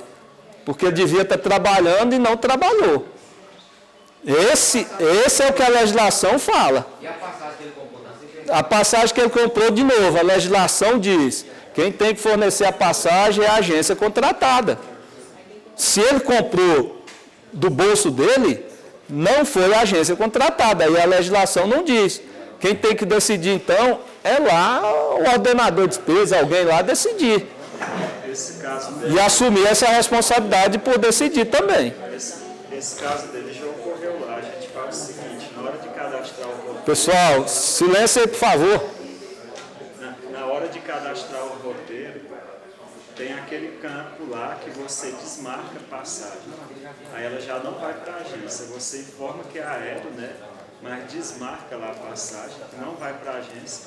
Aí eu vou cadastrar lá, mesmo que ele comprou para voltar 3 dias depois do evento, eu vou pôr o roteiro só do período normal, que seria suficiente para ele voltar. Pessoal, a solução que o colega deu aqui é operacional, viu? Operacionalmente eu dou solução para tudo que vocês me perguntarem. Tudo que vocês me perguntarem, falar lá no sistema eu consigo fazer, eu dou a solução para vocês no sistema. Mas o sistema foi feito, não foi para resolver problema que a legislação não prevê, não. Foi feito para atender situações que a legislação prevê e que às vezes se parece com a de vocês. Isso aí é muito complicado. Entendeu? Ele comprou lá, vai ficar dependendo de alguém decidir, porque a legislação não prevê isso aí. A gente sabe de várias e várias situações aí que o servidor compra e que ele não recebe a passagem. O cara simplesmente chega, eu não vou autorizar você o pagamento dessa sua passagem.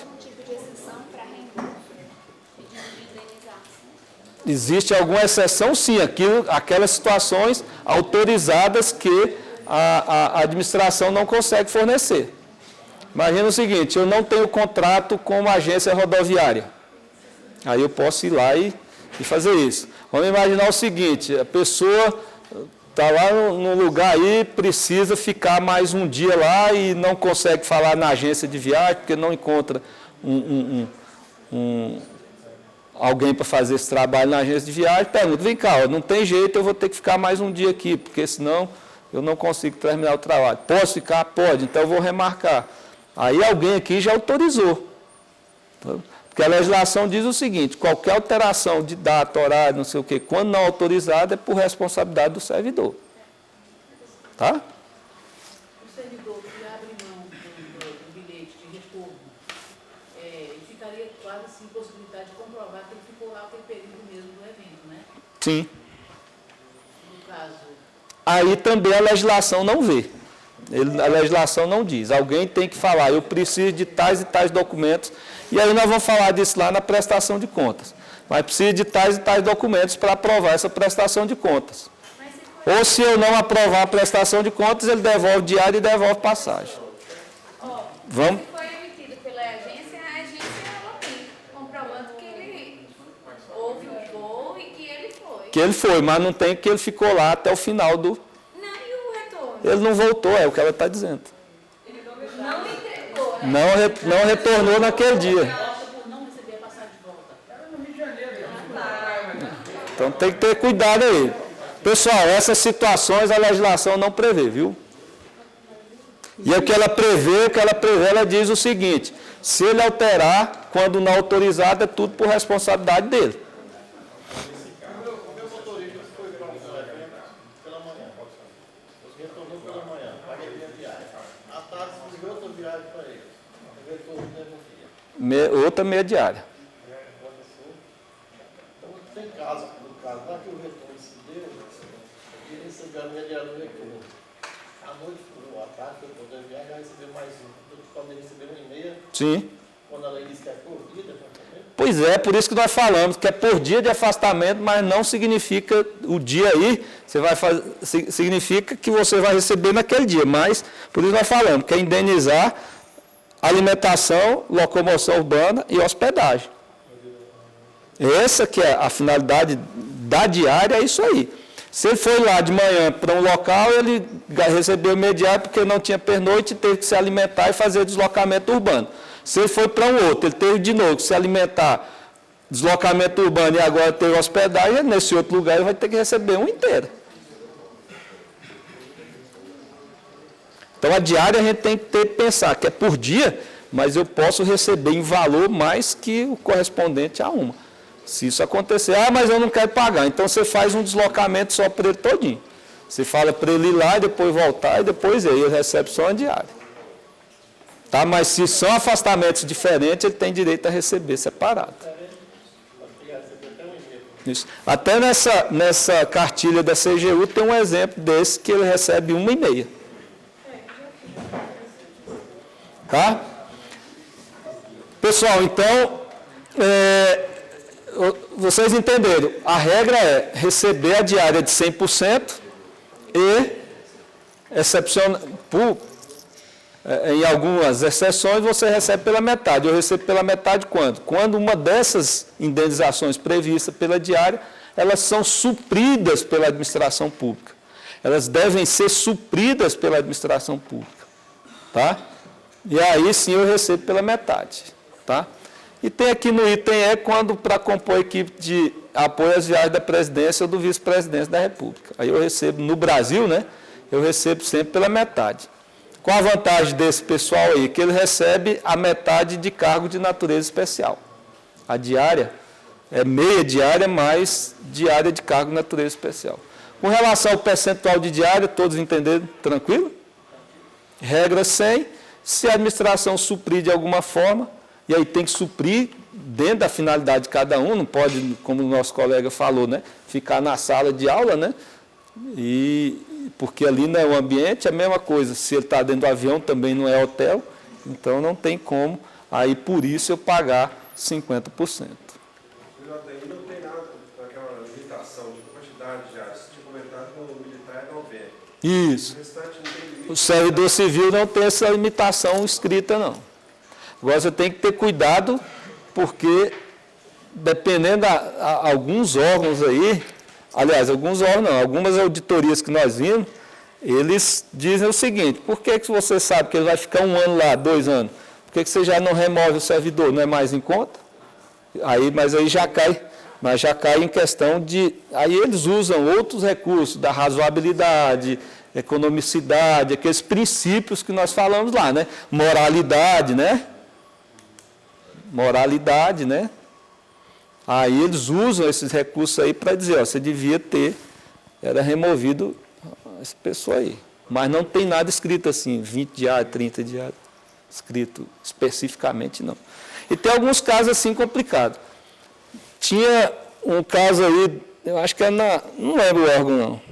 Eu sei que o órgão é lá do Mato Grosso do Sul, lá, em que a pessoa trabalhava lá em São Paulo. Só que o pessoal de São Paulo queria que o de Mato Grosso do Sul autorizasse, que ele ficasse lá 1 ano, sei lá quanto tempo, né? O cara do Mato Grosso do Sul falou, eu não, se quiser, você remove ele para aí, você se vira aí. É complicado você pagar a diária aí continuada, viu? Mas assim, não tem, o próprio sistema, aparece aquele campo lá, quando a pessoa atinge mais de 40 diárias no exercício. Sim, Só a autoridade máxima. só diz que é mais 40. Pois é, a autoridade máxima desse cara era lá do Mato Grosso do Sul. Aí ele falou, eu não vou fazer isso não. Do que diz a legislação é isso, mas não diz, ó, pode ser 50, pode ser 60, só diz quando mais de 40. O nosso caso lá, na universidade, tem dado muita polêmica, a gente tem um contrato de hospedagem e alimentação. Aí a gente entende que se der hospedagem, a gente paga 50% só. E aí o pessoal diz, não, aí muitos ficam protestando, acham que querem 50% mais hospedagem e alimentação porque não tem a locomoção urbana. Então isso aí... Não, é 50%. O que ele diz é o seguinte, você dá hospedagem e alimentação e não dá locomoção urbana. Aí ele tem direito aos 50 mesmo. Aí tem um direito aos 50. Nesse caso, sem dúvida, ele tem. Faltou uma delas, aí ele tem. A gente passeava naquele, aquela legislação que você já mostrou, ele se custear a hospedagem seria 50%. Então a gente entende que só poderia custear a hospedagem, mas Não. a hospedagem, alimentação e mais 50%. Mais 50%. Você teve um negócio interessante. Teve um caso aí, que o órgão, né, no contrato lá que ele fez para participar do evento, o evento falou o seguinte: nós vamos fornecer alimentação, locomoção urbana e hospedagem. Fornecia tudo para ele, né? Aí chegou lá, ele só, na verdade o evento fornecia só o café da manhã e o almoço. O jantar, ele não fornecia o jantar para a pessoa. Ele recebeu 50%. Na minha universidade, Então, se faltar qualquer uma dessas indenizações para ele, por menor que seja, tem que pagar os 50%. teve um servidor da universidade que veio para Brasília, ele recebeu passagem aérea, hospedagem e alimentação. Então ele tem direito, como ele não recebeu a locomoção urbana, ele vai ter que se deslocar do hotel. Isso, até por exemplo, ele recebe 50%. Pois eu errei, eu não Pois é. consegui para ele. Já teve um caso aqui em Brasília também que foi, eles davam tudo isso aí, né? Aí que tem que ter cuidado, ó. Ele teve um caso que foi até o evento lá em Lusiânia, do MEC mesmo. Só que ele recebia passagem até o aeroporto aqui em Brasília. Lá no aeroporto tinha um ônibus que levava essas pessoas lá para Lusiânia. Lá no hotel eles tinham hospedagem, o evento era no hotel e tinha alimentação completa. E depois, terminado o evento, trouxe até o aeroporto e pegou o avião. Nesse caso, então, ele não teve nenhum gasto com essas indenizações. Aí ele não recebia. Nem adicionar embarque e desembarque também Não recebia, porque o ônibus foi lá buscar. Nesse caso aí, desse servidor só, O senhor ainda veio pagar, o senhor eu só concedi para ele adicional de embarque e desembarque. Pois é, mas ele gastou para sair do hotel para ir para o evento. Ele receberia 50%. Essa viagem foi recente. Então, vocês entenderam aqui, né, gente? Quando é que eu pago 50%, quando eu não pago, tá? Então, se ele não tem nada para ser indenizado, na verdade, ele recebe diária, só não recebe em dinheiro. Se ele tem parte a ser indenizada, aí ele recebe ou 50% ou 100%, a depender do que tem que ser indenizado, tá? E aí, aqui é o que diz assim, essa nota técnica aqui explicando, tá? Pagamento da diária só é legítima, né, da meia diária, né? Só é legítima quando parte das despesas não são custeadas. Então, aqui, parte ele não cita nenhuma delas, então qualquer uma daquelas ali prevista que faltar tem os 50%, tá? E se toda ela for suprida, né? Aí não tem por que eu pagar também, que é esse caso que nós falamos do MEC aqui, que o MEC forneceu todo para ele, né? Ele não teve nenhum gasto ali. E no caso, quando não for a administração? Não, aí não tem essa previsão, a menos que, outra coisa que a gente tem que ter cuidado, às vezes é um acordo que existe, ele não está fornecendo diretamente, mas está fornecendo indiretamente. Tá? É o caso, por exemplo, esse outro que eu falei que no final a administração teve que custear 50%, né? Mas, de princípio, né, não era para fornecer, ele não receberia diária, porque aquela instituição que promoveu o evento, né, no contrato com ela já previa tudo. Às vezes não é direto, mas indiretamente. Tá? Não pode ser o caso que a Gabriela falou, que vai para a casa do tio dela, né? O tio dela não tem nada a ver com a história, né? Então, outra coisa importante que a gente saber, e aí até para que a gente entenda como é que se comporta lá o SCDP. Vocês vão falar com a Aline, ela vai falar para vocês a permanência, aquele negócio todo. Isso aqui é importante a gente entender isso aí. Você paga, e o SCDP está parametrizado dessa maneira, para pagar a diária no local em que ele pernoita. Entendeu? Não necessariamente no local de missão. Assim, de início a gente pensa que onde ele tiver o trabalho é que ele vai pernoitar, né? Mas não necessariamente. Às vezes, por uma questão de logística, não tem hotel naquele lugar, ou enfim, por qualquer situação que seja, né, ele não pernoita no local de missão. Então, nós pagamos, né, a diária lá no local onde ele pernoitar. Por quê? Devido a essas diferenças de valor de diária, onde ele gastar mais, que ele pernoitar, é que ele tem que receber a diária compatível com aquele lugar. Tá? E o adicional de deslocamento. Hã? Não, aí deu problema com o voo, o que a legislação fala? Você tem que ligar para a companhia aérea e falar, ó, eu tenho direito a alimentação, hospedagem e locomoção urbana. Você me leva para um hotel e como aí, dentro daquele contrato do voo, existe essa possibilidade, você não gastou com nada disso, então você não vai receber a diária. É outra maneira que a administração supre indiretamente o que dentro de um contrato. Tá? Mas aí, Agora tem que ter cuidado, às vezes também ele vai lá, pede tudo isso e não ganha, né? Aí ele tem que trazer, abrir um processo, né, pedindo esse valor e alguém vai decidir se te paga ou não te paga. E se ele já recebeu a diária, ele tem que devolver? Se ele recebeu a diária e veio antes, ele tem que devolver. Não, nesse caso do voo, por exemplo. Não, se ele já recebeu, ele não tem que prestar conta, não. No caso do voo, não cabe. Mas, de qualquer forma, vai atrapalhar ele se ele foi participar do evento ou prestar um serviço. Tá, uma coisa é o seguinte, se ele não foi, né? Não, ele vai dar o problema no voo, ele tem que dormir numa cidade, aí só vai no outro dia. Então, ele já perdeu um dia de serviço, né? Não, mas aí não é questão dele, aí ele não tem que devolver a diária, não. Mas ele...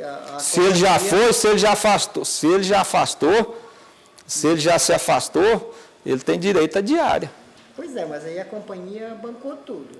Ah, mas aí se você for olhar isso aí, você vai, no caso do tio que bancou a situação dele, também ela teria que devolver, aí não entra nesses detalhes, não, ele recebe a diária normal. É só se ele não se afastar. Mas como é que ele fica no caso? Igual eu entendi a pergunta dela. Eu entendi também. Ele está no dia 20. Isso. Aí, por um motivo lá, a empresa jogou ele pro dia 21. Na hora que for prestar a questão de conta lá, tem que dizer que saiu a partir do dia 21. Tá, uma coisa, a pergunta que eu fiz foi o seguinte, ele foi ou não? Se ele foi, ele já se afastou da sede. Se ele não foi, você vai alterar, ele continua na sede, se ele continua na sede, ele não tem direito a receber diária, aí você vai lá, altera a sua viagem para o dia 21 e ele devolve a do dia 20. Agora, se ele se afastou da sede, aí... Isso. Já está fora da sede, aí ele não devolve, porque ele já se afastou, passou a ter direito à diária. Se por acaso deu um problema, deu outro, não é problema dele. Agora, se ele não se afastou, aí sim ele tem que devolver. Agora, uma outra coisa é o seguinte, a consequência disso aí, por ele não ter chegado lá na hora certa, ele tem que analisar o que prejudicou. Ele mesmo não tem nada com isso, não. Ó. O avião não foi, não é problema dele. Uma coisa é eu não ter me afastado da sede.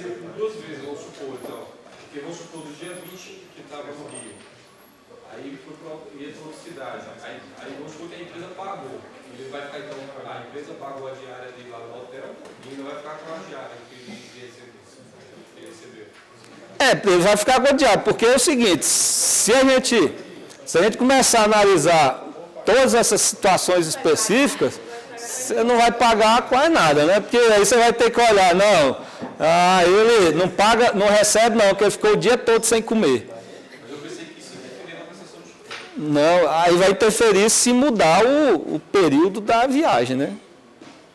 Porque se a gente for olhar essa situação particulares aí, porque pagou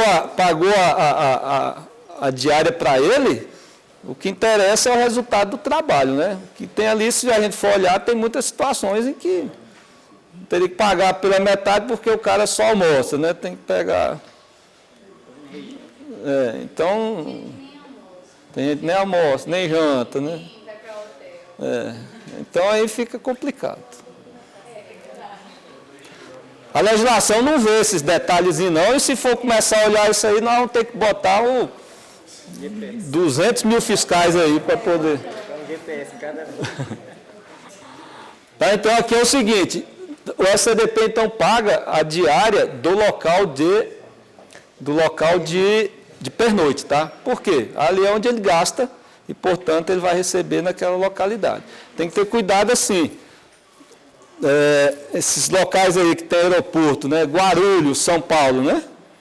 Imagina, o colega que sai daqui de Brasília e vai para Guarulhos. Polícia Federal, né? Pegada esse povo que ganha bem. Polícia Federal vai lá para uma operação no aeroporto de Guarulhos, né? Ele vai receber diária de onde? Se lá em Guarulhos tem hotel, tem restaurante, ele vai para Guarulhos. Então ele vai receber a diária de Guarulhos, que é menor do que a diária de São Paulo, né? Aí não, vamos colocar essas pessoas pernoitando em São Paulo para pagar a diária maior. Não pode. Tá? Ah, mas caso Curitiba, teve um caso em Curitiba, né? A pessoa, porque Curitiba tem São José dos Pinhais, que fica o aeroporto, né? Acho que é São José dos Pinhais, né? Que tem aeroporto. E teve um servidor que falou, eu não vou ficar em São José dos Pinhais, não. Foi para Curitiba. Chegou, pegou cópia de nota fiscal, aquele negócio todo, e falou, eu fiquei lá em Curitiba. A pergunta que foi feita para ele, em São José dos Pinhais, tem hotel? Tem. Tem restaurante? Tem. Por que você foi lá para Curitiba? Porque gosta de Curitiba? Legal, não tem problema não. Só que você vai para lá com o dinheiro seu. E pagou a diária de São José dos Pinhais, que era onde ele tinha a missão dele. Então a gente tem que ter esse cuidado, é local de pernoite, mas se no local de missão, de trabalho dele, ele tem recurso para se hospedar, é ali que eu vou ter que pagar. Tá? É diferente quando eu não tenho como fazer isso aí. Eu saio lá do interior do Goiás para vir para São Paulo, né? Chego em Goiânia, eu tenho que dormir lá em Goiânia, por algum motivo, né? Então eu recebo a diária lá de Goiânia, não recebo lá do interior, né? Não sei se parece, salvo engano, saiu um decreto que para as cidades onde vai acontecer a Copa do Mundo, a diária é pago 100%. Saiu na Copa das Confederações, né? Mas não tá Que aconteceu, né? Aí ela tinha os prazos lá que eram reajustadas as diárias. Só naquele dia, só naqueles prazos e naquelas cidades. Agora, na Copa do Mundo, ainda não tem nada, não. Ninguém sabe se vai aumentar ou não. Na Copa das Confederações, teve o reajuste, né? Para aqueles períodos, para determinadas cidades e só ali dentro. Pessoal, importante demais, para fim desta lei, que é a 8.112, que regulamenta o pagamento de diária, sede é o município onde a repartição estiver instalada e o servidor tiver exercício em caráter permanente. E aí, se nós pegarmos Brasília, por exemplo, se eu sair de Brasília e ir lá para Sobradinho, que é uma cidade aqui pertinho, né, que é uma cidade que nós chamamos aqui de regiões administrativas, né, porque Brasília é um município e dividido em regiões administrativas. Então, eu saio de Brasília, né, vou para Sobradinho ou Planaltina, que fica aí 35, 40 quilômetros, né? Eu não recebo diária. Por quê? Porque eu estou dentro do mesmo município. Já lá em Goiás, em Bom Jardim de Goiás, eu saio de Bom Jardim de Goiás, vou para Aragaça, que fica a 35 quilômetros, eu já receberia. Por quê? Porque são municípios diferentes. Então, se tiver incentivo no Distrito Federal, não recebe. Diária, não. Mesmo limítrofe. Mas se não houver pernoite, ele não recebe não, né? Só se houver pernoite, no caso, fora da sede. Pois é. Não, aí se for região metropolitana que você receberia. No caso aqui, não tem pernoite, vai lá e volta todo dia. Por que ele vai pernoitar? No caso, 50%. Porque pelo que eu interpreto da lei, se for município limítrofe e não houver pernoite fora da sede, aí não recebe nada. Você recebe 50%, bicho. Mas tem que comer. Nós vamos adiantar aqui, nós vamos falar de região metropolitana mais à frente, tá, gente? Nós vamos discutir isso aí, mas Só adianto para você que, se não tiver dentro de uma região metropolitana, ele recebe. Ou aglomeração urbana ou micro-região. Ele receberia. Beleza? Então entenderam. A referência para pagamento de diária, conforme 8.112, no artigo 242 aí, a referência é, para ele se afastar do serviço, é da sede, que é o município onde ele tem atividade permanente. Tá. Hã? A região metropolitana não paga e nós vamos falar mais à frente e explicar bem direitinho como é que vocês vão analisar essa questão aí. Nosso horário é até 12h30, né? Nós já começamos atrasados, vamos ter que... Tá. Outra coisa interessante, pessoal, teve alguém que consultou, essa pessoa morava numa cidade lá do interior de São Paulo, e a sede de trabalho dele é São Paulo. O que eles faziam antes? Falar para ele ir até a sede, para poder pegar o avião, e sendo que lá em Campinas, né, tem o avião Viracopos, o aeroporto de Viracopos, que é bem pertinho para ele, né? A pergunta que ele fez é o seguinte: por que eu tenho que me afastar da minha sede, se é mais razoável começar aqui mesmo e pegar o avião aqui em Viracopos, né? A resposta deles é o seguinte: apesar de que a 8.112 está dizendo que a referência é a sede de trabalho, entendeu? Ele pode, né, considerando a capacidade laborativa do servidor, né, como é que está aqui, ó, as imposições estabelecer objetivo, reduzir o desgaste físico do servidor. E aí vem aquilo que nós falamos sobre a questão do horário. O objetivo é esse. Com deslocamento aéreo, a finalidade é preservar a capacidade laborativa dele. Sendo assim, entendeu? Observando a racionalização dos gastos públicos, né, para emissão de passagem, o que ele diz lá na conclusão, né? Que por não afrontar o normativo em vigor e visando o princípio da economicidade, caso seja mais vantajoso economicamente para a administração pública, é possível a emissão da passagem aérea lá por Viracopos, ou seja, por um local que não necessariamente é a sede de trabalho dele. Tá? Ao invés de ele começar o afastamento lá por São Paulo, né, ele pode começar aqui por Campinas, Viracopos, que é mais econômico, preserva a capacidade laborativa dele e tal. E aí, vocês viram que, para essa tomada de decisão, ele utilizou aquele recurso dos princípios administrativos lá, né? Você lembra que nós falamos lá no início, né? Que tem situações em que a legislação não fala tão claramente. Então, nós temos que recorrer àqueles princípios lá para tomar algumas decisões. O que ele fala aqui, né, é no princípio da economicidade e da razoabilidade, está implícito, né, que é no sentido de preservar a capacidade laborativa dele. Aí não pode. Aí não pode, tá?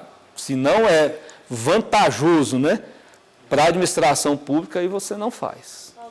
Temos casos lá em João Pessoa que tem servidores que trabalham nos campos, lá no interior, só que moram em João Pessoa, né? Passa a semana no interior e volta. Aí tem um evento, e aí a partir tem que ser no domingo, porque o evento começa na segunda.